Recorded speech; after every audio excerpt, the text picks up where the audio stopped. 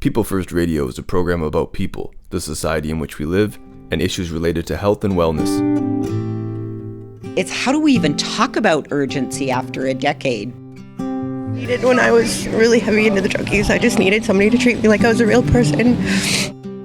I just think it's really unacceptable that this is happening and this continues to happen, and that 5 people a day are still dying from toxic drugs. Welcome to People First Radio. I'm Joe Pugh. Tuesday, April 14th, marked the 10th anniversary of a declared public health emergency in British Columbia. Then Provincial Health Officer Dr. Perry Kendall called the emergency because of a significant increase in drug-related overdoses and deaths, according to the government's 2016 press release. 474 deaths in BC were attributed to illicit drug poisoning in 2015, the year before the emergency was declared. In the 10 years since, more than 18,000 people have died as a result of toxic drug poisoning in the province. Hundreds gathered in front of the legislature in Victoria Tuesday to mark the 10th anniversary of the emergency's declaration. That event had the dual themes of grief and rage. Among the speakers was Bernie Pauly. She's a scientist with the Canadian Institute for Substance Use Research. I spoke with her following Tuesday's event to try and take stock of what's happened in 10 years of this public health emergency.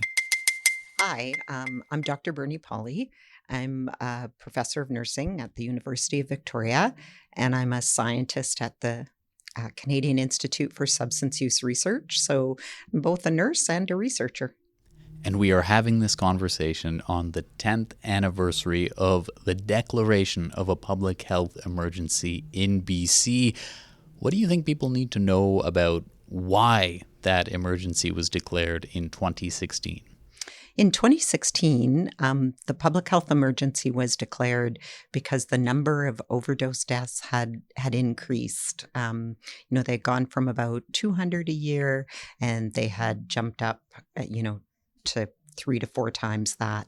And the importance of naming it and calling it a public health emergency was quite important because it acknowledged that we are in a state of emergency that we're still in today, 10 years later, and with the hope of mobilizing action. And so if we put ourselves back in time into the mindset of 2016, what were some of the things that maybe changed or caused circumstances to evolve such that there was something that would come out and be labeled a public health emergency? Yeah, definitely. It was the shift in the volatility of the unregulated drug supply, where there were fentanyl and fentanyl analogs that were the leading cause of death and still are the leading cause of death. About 80% of unintentional toxic drug deaths in the province are due to unregulated fentanyl. That was really a shift in the drug market, and people weren't intending to overdose. It was absolutely a shift in the toxicity of the drug supply. Now, a public health emergency, what did that mean in 2016? What does that mean? What kind of additional powers does that grant? Yeah, declaring it a public health emergency, I think, I remember listening to the press conference when Dr. Perry Kendall announced it. And I remember feeling hopeful that this would allow some immediate kind of interventions and actions. And, it allowed some things. There was, better ability to actually know what the numbers were and what was going on. So data. I think a really important piece was the ability for naloxone to be distributed provincial wide, and that it's available without a prescription. It's free. And I just want to highlight that doesn't and hasn't happened everywhere. BC, and it was rolled out by people who use drugs, and that's a really important part of the story because the province invested in drug user networks and peer networks so that there could be peer-to-peer distribution of naloxone, and that was a very planned implementation, and people, were trained. They were able to train other people.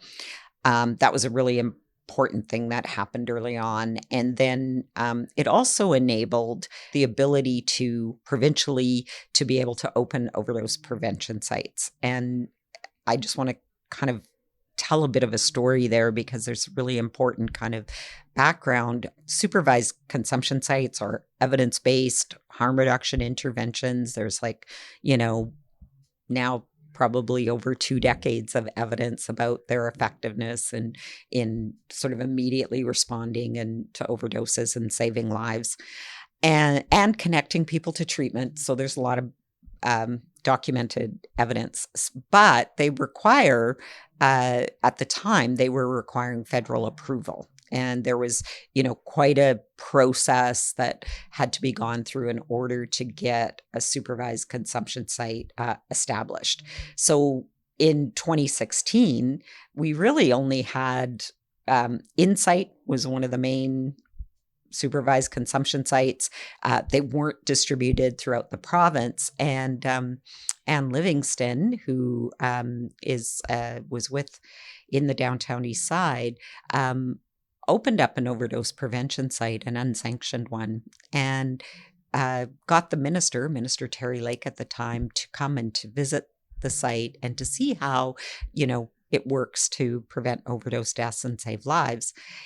And what followed from that was the minister implementing what's called a ministerial order. And the ministerial order meant that overdose prevention sites could be started by communities throughout the province, and they didn't have to go through that federal process because they were evidence-based. They were, effective for preventing overdoses. So an obvious kind of response to the emergency.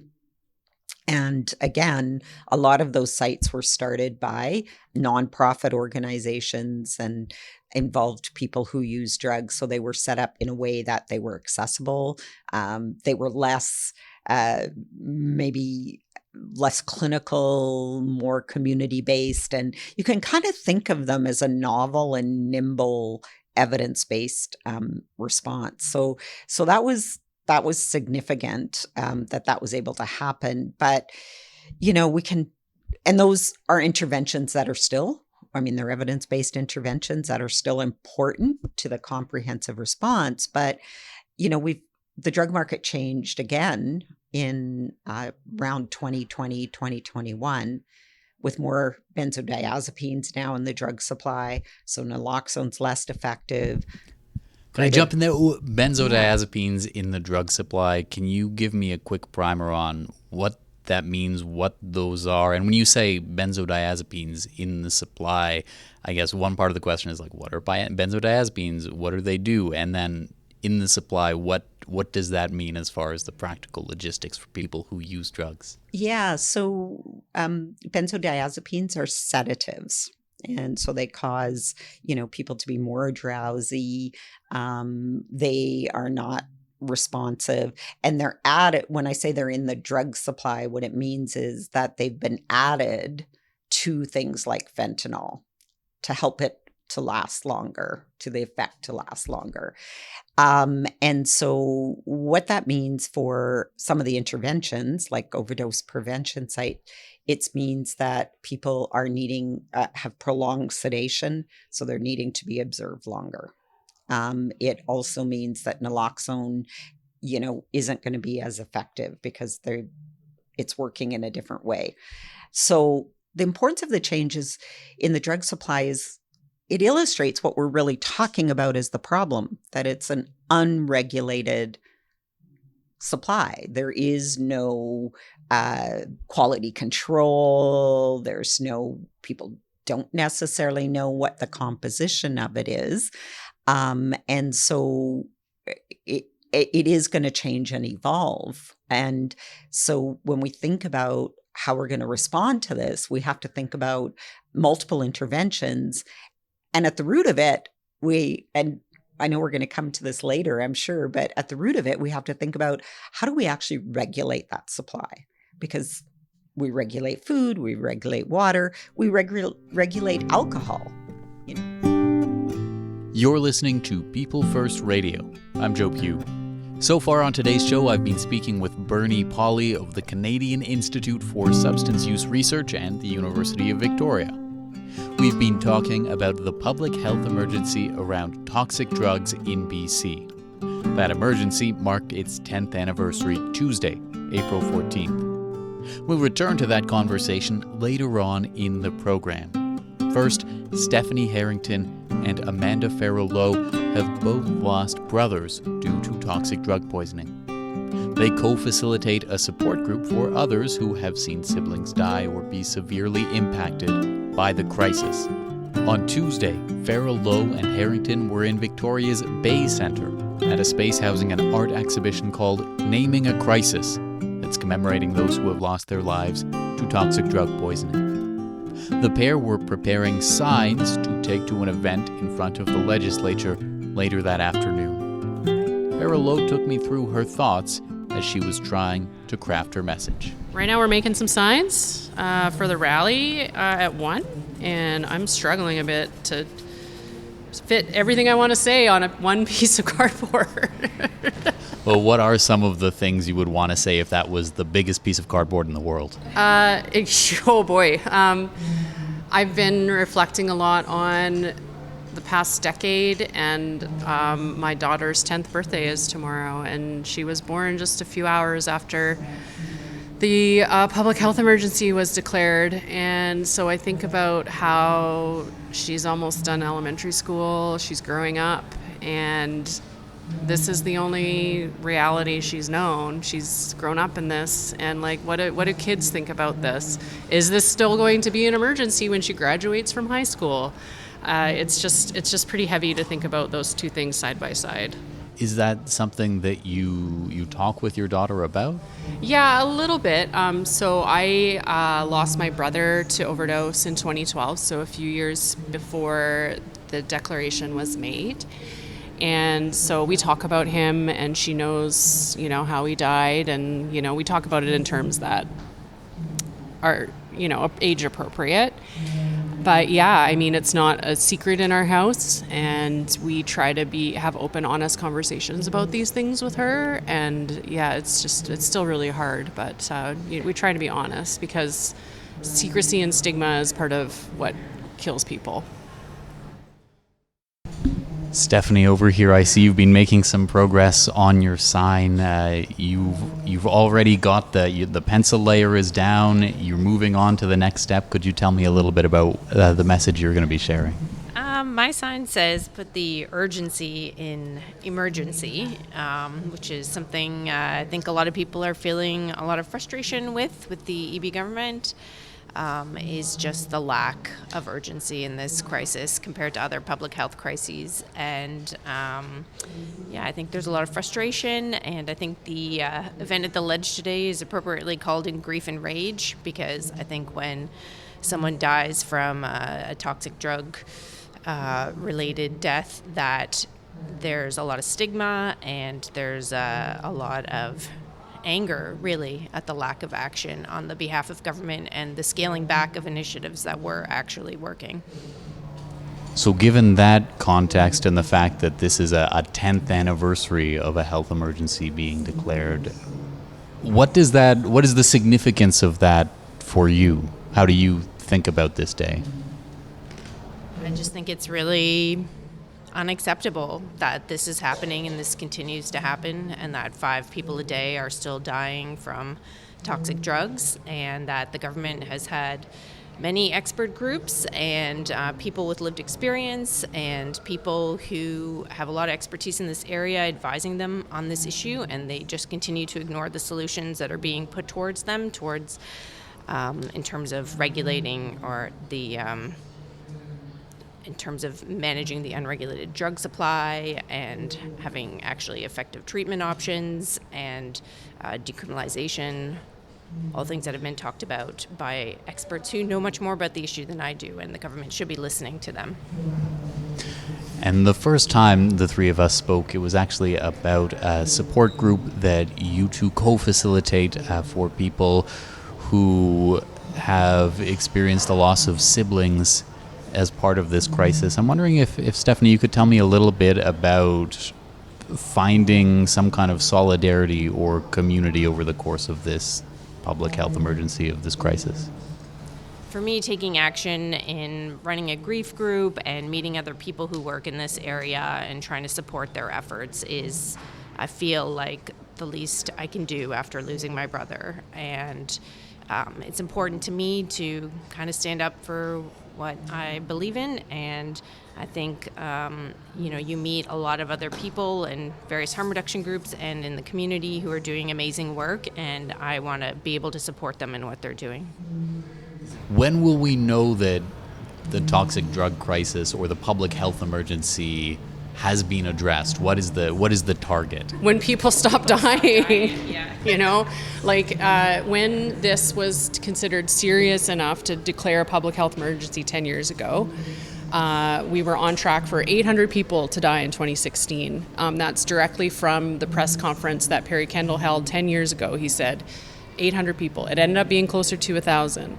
Now we're still at twice that, even though numbers have, technically gone down this past year. It's still double what it was when we considered this serious enough to declare a public health emergency, and that is completely unacceptable. I don't know what metric they're going to use to end this on the government level, but it can't be anywhere near where we are now.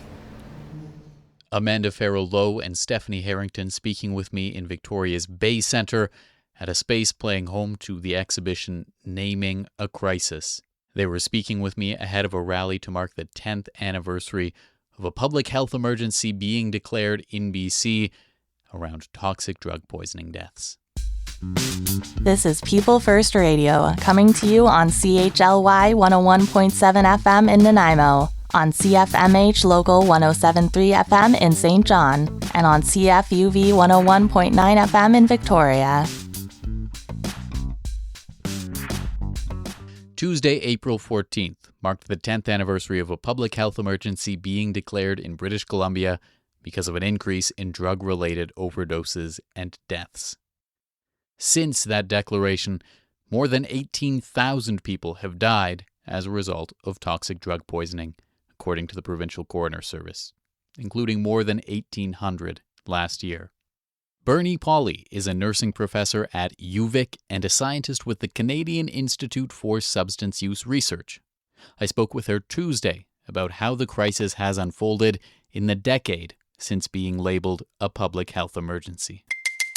When we talk about the drug supply, what does that look like for someone who uses drugs? Like, where and how do they acquire it?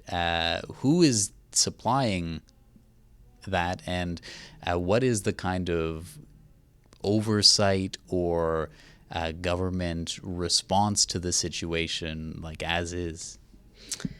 I mean, the response as is to criminalize substances. That's, we have in Canada a long history of prohibition, a choice that was made, over almost 100 years ago, to criminalize certain forms of drug use. So then the response is often that we're going to criminalize someone for possession of substances, even if it's for personal use. And I think,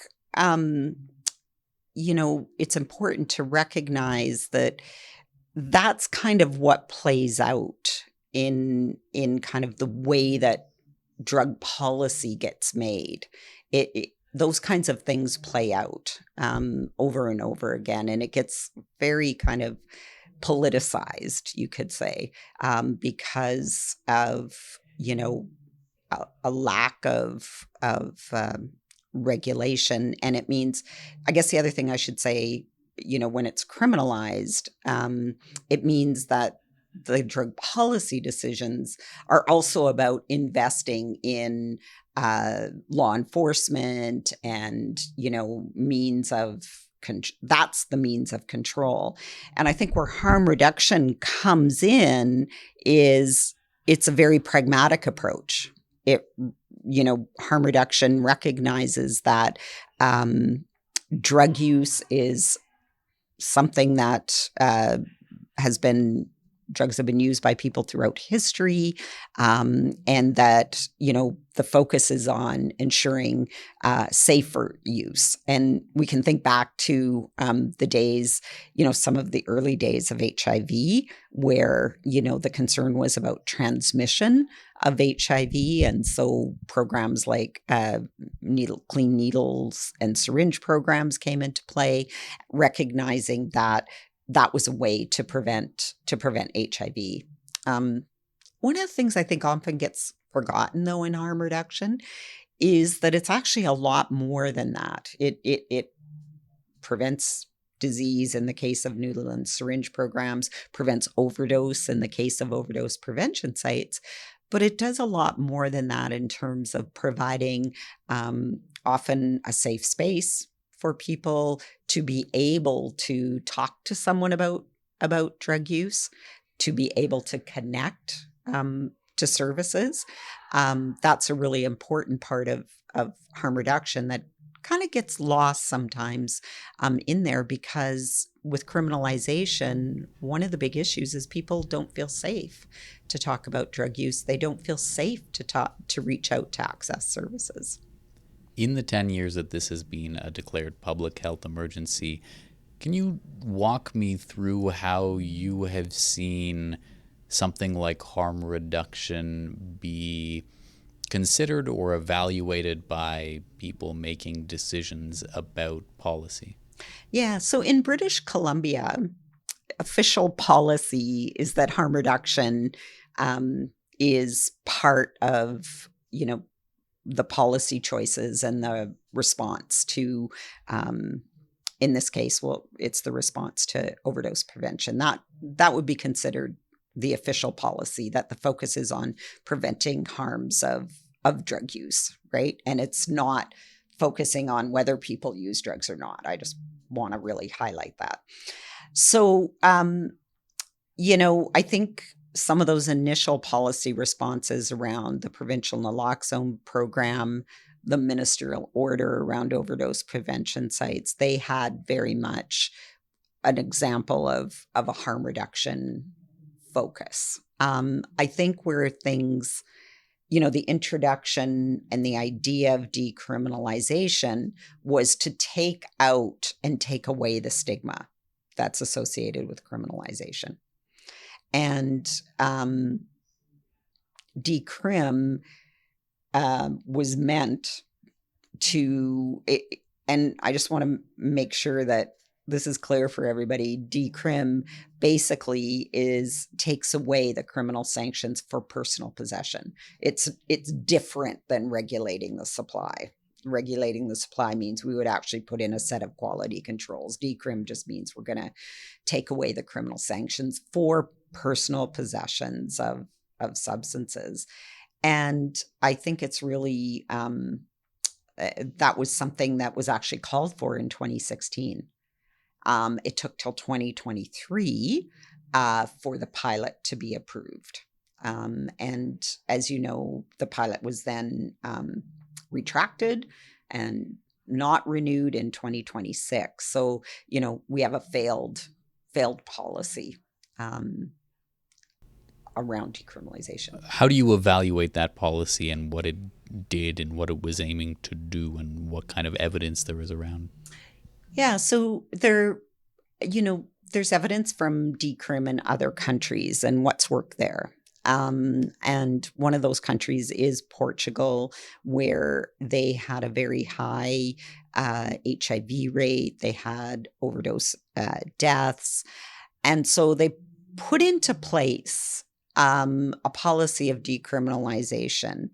And at the same time, they also put in increased access to harm reduction services and increased access and availability of housing and supports so that people had a place to go, and they weren't, there was an information. We also know from other countries that where decrim has been implemented, public information is really, really important. People need to understand what the objectives are of decrim. And they need to understand, in municipalities, I think particularly in BC, municipalities needed to understand and support decrim because that's kind of critical to the whole project. Otherwise, it's too easy to just target and say, oh, there's drug use, that's because of decrim. There's always been drug use around, but it's an easy kind of target. When you suggest that in Portugal there was decriminalization and alongside it there was an increased investment in housing for people and an increased investment in harm reduction, are you suggesting that those things did not accompany decriminalization here in BC? There were not at that time, like 2023. I mean, you're familiar. Most of BC is a very expensive place to live. Victoria particularly is very expensive. People are earning maybe only getting a rent. Their income assistant might only cover $500 for rent, but we're looking at a place that might, if you're going to rent in the market, you're looking at something that's going to cost $2,000 a month. So there aren't, there was no additional attempts that were made to provide housing. So people didn't have a place to go. We can sort of see how municipalities kind of picked up decrim to kind of blame that on the housing crisis. Now, 10 years into this public health emergency, there are more people who died last year, for example, than when this was declared in the first place. You're talking there about a policy that was rolled out as a pilot project and then ended, wrapped up.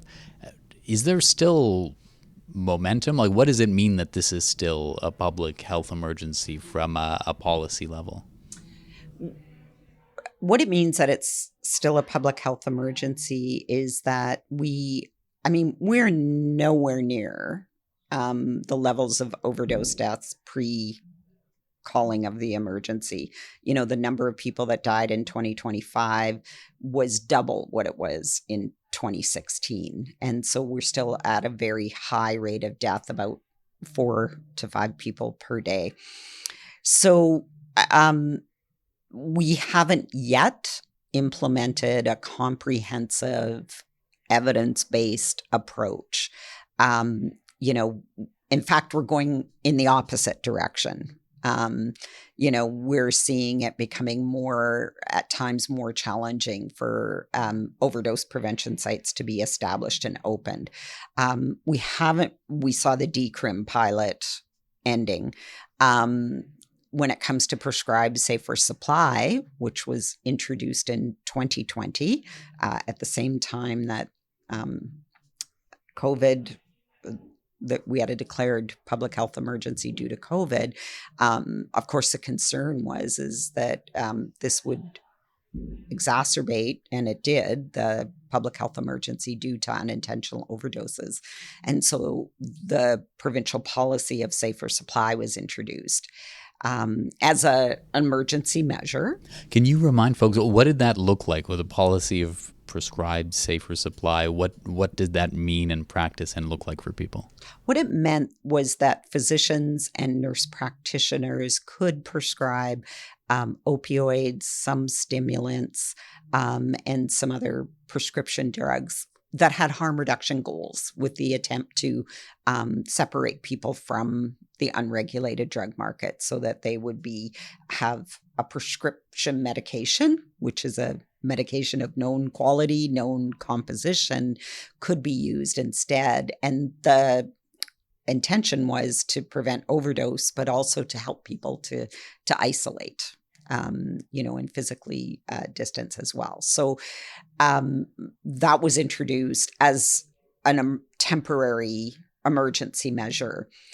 And I would say like around 2022, 2023, there sort of was, well, actually I should back up. Sorry.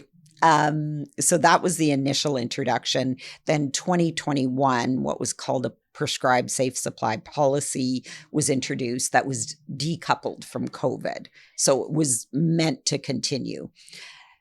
About 2023, there was a lot of uncertainty about kind of safer supply continuing, whether it was going to be canceled by the government. There was a lot of concern about prescriptions and the use of prescriptions. Some people believed, and media played a big role in this, that prescriptions were causing overdose deaths, which isn't the case. The evidence is that prescribed safe supply prevents overdose deaths. So there was a lot of uncertainty, a lot of kind of misinformation. And so the program, the number of prescriptions started going down, and not as many prescribers were prescribing.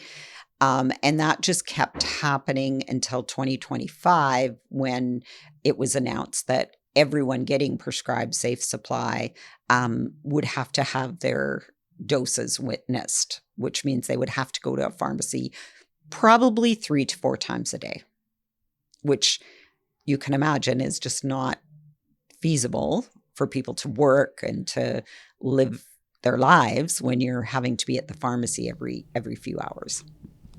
When this policy was sort of contemporary, when it was playing out and unfolding, two of the biggest threads I recall reporting on it were, on the one hand, there were a number of people who were suggesting that this policy was not made available to a significant portion of the population of people affected by substance use disorder, and a lot of the people who raised that point were calling for this to be rolled out far more widely. Another common thread that you would see reported on were concerns around the idea of diversion, the idea that people would receive their prescription dilaudid and then go and sell it to someone else. I'm wondering if you can speak to either of those two threads. Yeah, I can probably speak, I think, to both of them. We did some research early on, and prescribed safer supply was mainly available to people in urban centers. That's where the prescribers were and where people could access. So really not very available in rural and remote communities, or in some cases, people, and lots of examples of this is where people might travel 2 to 3 hours to a larger center to be able to access prescribed safe supply. So it wasn't very available. About 90% of safe supply initially was required daily pickups. So even if you were from out of town, you got a script, it still could mean that you had to come to the pharmacy every day, which in rural and remote communities might be quite limited, because sometimes the pharmacy hours are limited, or they're not even open on the weekends. So there were a lot of difficulties accessing safe supply. And really right from the beginning, and I remember this early on, is, people had to find a prescriber that was willing to prescribe. They had to, not everyone was kind of automatically going to pick up and start prescribing safe supply, because it is a specialty. So that, a lot of barriers. And then I think now adding the daily witnessing really limits and restricts it further. And how about the idea that there were people who were receiving their safe supply and going and selling it on the kind of black market, or going and selling it to other people? Yeah, that really, really got blown out of proportion. And I don't really know, to be honest, Joe, where that idea started. But, there's always been examples of medications being shared by people. Often people, we can think about our own experiences of a parent or a grandparent who shared their medication, might be a pain med,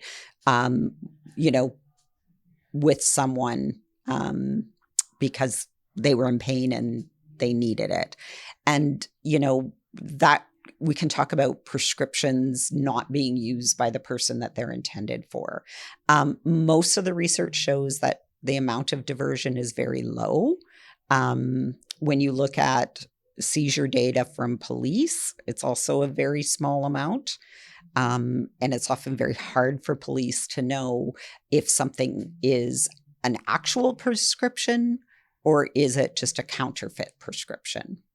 We don't know these, they can't necessarily know these things. So the amount of diversion is very low. It's always been very low.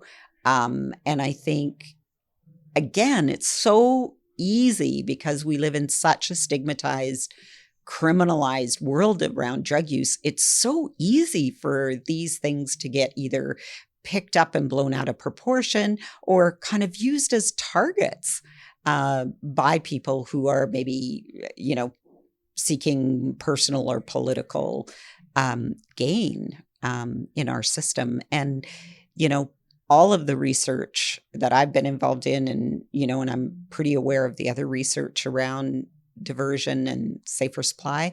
And it's, the amount is generally small and it's generally to help someone else. We'll return to my conversation with Bernie Pauly with the Canadian Institute for Substance Use Research later on in the program. On Tuesday, in front of the legislature in Victoria, an event took place to mark the 10th anniversary of a public health emergency declaration in BC due to drug-related overdoses and deaths. In the crowd at that event, I spoke with Sarah Lee from Nanaimo, who's the treasurer with the Nanaimo Area Network of Drug Users, or NANDU for short. What is this day all about for you? Loss. A lot of loss. 10 years ago, my partner died of carfentanil overdose, which was pretty much my first taste of this whole world. And since then, a lot of people have gone, more than I can count. Seems like every day you're finding out about somebody new. And I just want everybody to start thinking about how much it affects everybody and how little has been done so far. What do you think the day-to-day is all about? Like, there are hundreds of people out there gathered. There are a lot of folks giving speeches. What are you hoping comes out of today's event, maybe for you and for everyone? More knowledge about what's going on.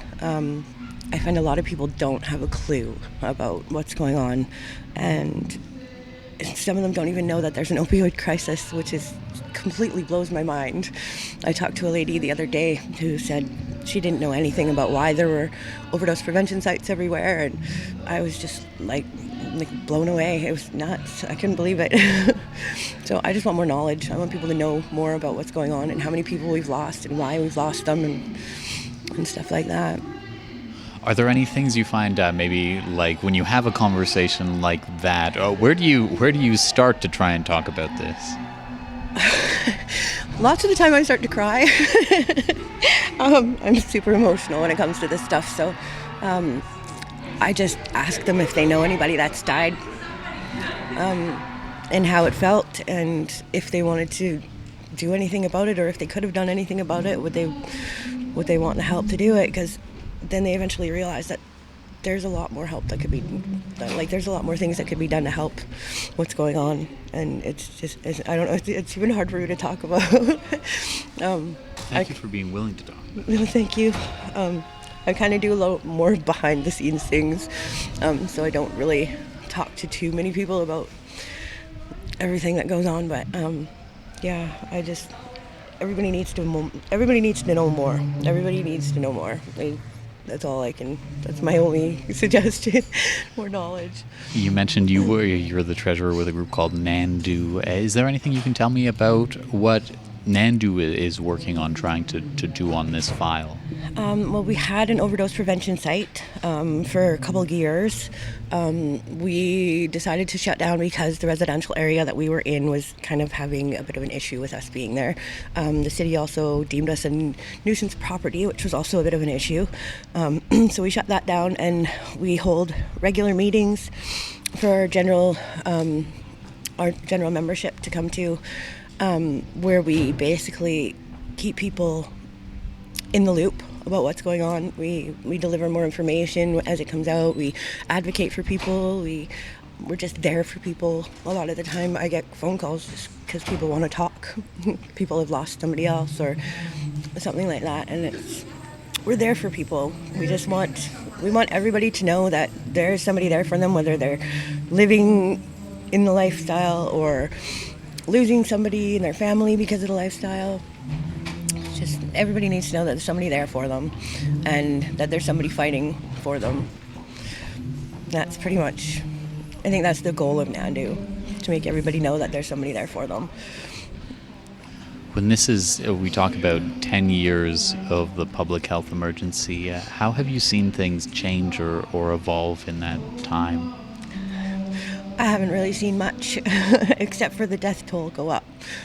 And it's getting more and more every year. Like the day we closed Nandu, there was an overdose right across the street that could have been prevented if we just kept our doors open. So it's really hard.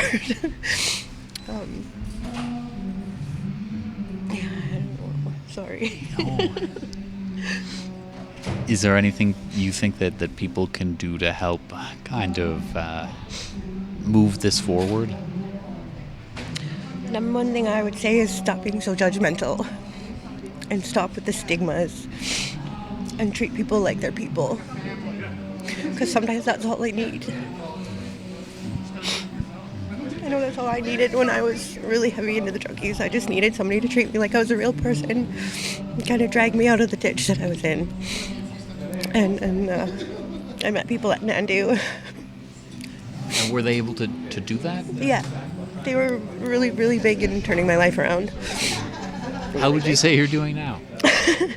I'm doing okay. I finally just got into stable housing after being homeless for over a year. I'm a lot healthier now. I have some really great friends, and I get to do stuff like this. So it's pretty cool. I couldn't have done it without Andy. Sarah Lee speaking with me Tuesday, April 14th at an event to mark the 10th anniversary of the declaration of a public health emergency in BC around toxic drug poisoning. People First Radio and Media are Vancouver Island Mental Health Society education and awareness programs.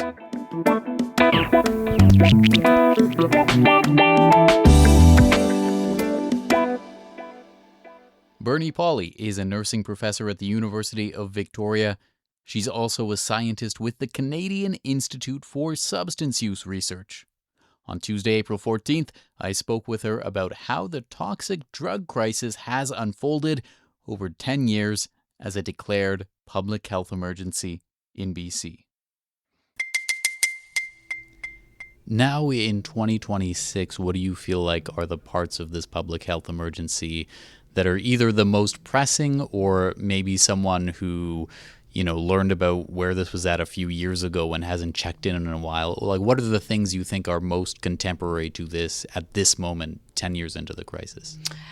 The urgency, and it's how do we even talk about urgency after a decade? But there is that absolute urgency for scaling up evidence-based response and for moving to a regulated supply. And, we have reports from the BC coroner in 2023 that made a recommendation about immediately expanding medical and non-medical options for safer supply.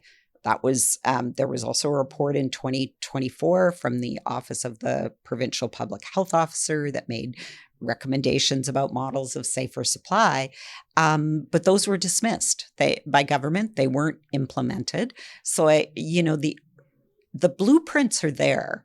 The urgency, I guess I just don't understand how the urgency cannot be there when we have, we've lost more than 18,000 people. Last year was 1,800, right? And that it's affecting families and community. And so I think the really important thing is to not become numb to this, and to continue to keep the urgency, continue to keep the pressure for evidence-based solutions and a regulated supply. When you talk about a regulated supply, can you explain to me what you mean by that and what you see that looking like? Yeah, so I think what was really important about the two reports I mentioned, the BC Coroner's Report and the Office of the Provincial Health Officer, is they did lay out how a non-medical form of prescribed safe supply programs could be operated through the province with appropriate controls and ensuring that quality substances are available. And I think, we have to be careful because we don't have a lot of kind of examples or imagination about kind of how that could happen. But we can think about how at the provincial level, there could be a safe supply of substances that then could be distributed through programs throughout the province to people who are at risk of an overdose and who would meet a certain set of eligibility criteria and qualify to receive access to those programs. So the idea being that if there is someone out there who has an addiction to fentanyl, that there would be a regulated way for them to access fentanyl. Mm-hmm. Yeah, it would be, or obviously stimulants. Some people are accessing stimulants, so we also need to make sure we have a focus on stimulants as well. Do you think that's something that BC, at the level of a provincial jurisdiction, BC would be able to go and do? Do you think the federal government, for example, would be on board, or even international partners? Would there be significant pushback from something like the United States, et cetera? I think it's we have to remember, we've got a lot of firsts here in BC. First to call a public health emergency, first to introduce, overdose prevention sites, provincial level policies around safer supply. Even though we attempted, decrim was attempted it and failed, I think that it's a very, and like I said, the blueprint is there, particularly in the 2023 BC Coroner's Report, to say how that could actually happen. But it actually is going to take the communities demanding it, people understanding what it means, along with the political will to do it. Because, I think if we've learned anything from kind of the decrim pilot is how easy it is to subvert, programs by just bringing in these narratives of criminalization.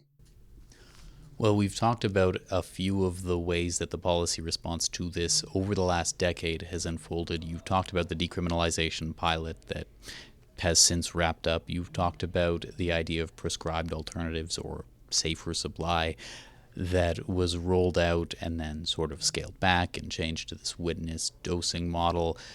Behind some of those seem to be a sort of a public opinion, a shift in the winds or a backlash, if that's fair to say. How do you see that evolving? Do you see that evolving? Where do you see this kind of going? Yeah, we are in a period of backlash against harm reduction and a rise in kind of ideology that supports criminalizing people. And I think a question is, what is it going to take to turn the tide to really say, we do understand this as a health issue? The BC Commissioner on Human Rights put out a report highlighting how the lack of responses to the toxic drug supply and the connection to human rights and the violation of human rights. And so is that going to be what needs to happen, is to say, actually, our responses right now are violating human rights. And I think that's something that, will it become before the courts? Will that be kind of where it's going to go next? Because something has to shift. And at the same time, is there a growing number of people who've got access to information, through accurate information, through the media, through understanding the research, to recognize that there are evidence-based solutions and we can do a comprehensive response? We just need all levels of government to come on and support that. Well, is it fair to say that there's sort of a glaring contradiction at the level of the fact that there has been this declared public health emergency for a decade, and everyone is sort of aware that people are dying every single day from toxic drugs, and you have a number of people saying this is a health problem, and we also have this system of the substances that everyone really essentially knows, it's kind of out in the open, that they are being bought and sold and used every day, are criminalized, and there is this entire legal system also set up to deal with that, and neither the sort of criminal justice or enforcement response or this attitude of this is a public health emergency, this is a health problem, neither of those seems to be being acted upon to its full extent. Does that make sense? Is there that kind of glaring contradiction in how we respond to this on a kind of societal or government level? I think with the public health emergency, the concern is do we now have an emergency in name only, right? And where are the responses? I think that's really, and are we becoming numb to this? And I think a really important aspect of the 10th year and the declaration and the recognition and the marking of that event is to say it's unacceptable. The number of deaths is unacceptable, and we have evidence-based solutions, and we can do better and actually put action to the public health response to an emergency. So we should really, we really can take this moment and say, that's what we need to do, and we need to do it now, and not rely on criminalization and drug law enforcement, because that's never going to get us out of this. Is there anything else you think it's important to highlight on this 10th anniversary of this public health emergency declaration? I have one thing that I want to highlight. And it really is the human toll that this takes. When we think of 18,000 people in this province, when someone dies of an overdose, it's a sudden death. It's unintended. It's often unexpected in many cases. And so when I think of all those people that are impacted, and the people who are working front lines in many of the harm reduction services, they're impacted too. And they're losing their family, they're losing their friends. And, they're losing people potentially that they work with. And I think that amount of loss and grief, we really need to acknowledge the work that the frontline workers are doing. And when I say frontline workers, I mean people who are working in harm reduction services, people, who are providing peer-to-peer services. And think of also as part of it is, how do we provide support for them and hold them up for the incredible job that they're doing. And then one other thing I think is that we don't talk about very much is health promotion, upstream kind of education, and the important role of that, particularly with youth and youth in schools, and how we, youth are smart. You can't just say no. That has been shown not to work, but, upstream prevention programs for youth as well. Oh, what do you think are the ways to work on that upstream prevention for youth? What do you think is the message that youth need to hear about this? Or what do you think are the things we need to be doing to create environments conducive to youth having a chance to not fall victim to toxic drugs? Yeah. So one thing I think about is that there are drug education programs that have been developed and are available that are based on accurate information about substances. They're based on making choices and recognizing, what those choices are and what the impact of those choices might be. So that's really an important kind of development in drug education.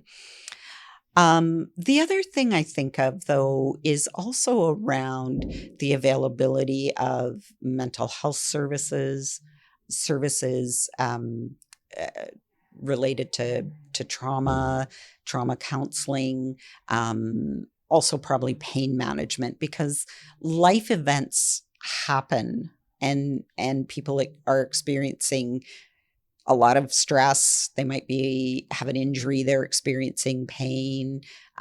They have gone through things that are very traumatizing. And those are situations in which people might turn to substances as a way to cope. So having those kinds of services can be both preventive and can also be part of recovery as well. Bernie Pauly is a scientist with the Canadian Institute for Substance Use Research and a professor of nursing at the University of Victoria.